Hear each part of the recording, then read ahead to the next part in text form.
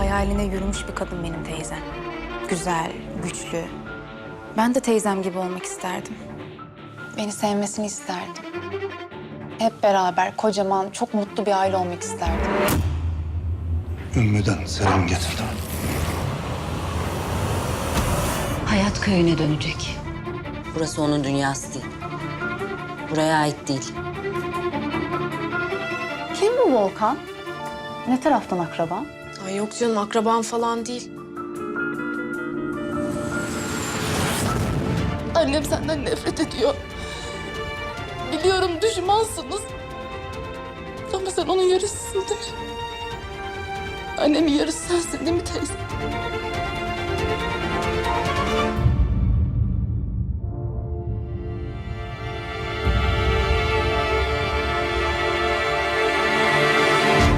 Kardeş Çocukları yeni bölümüyle pazar akşamı Star'da.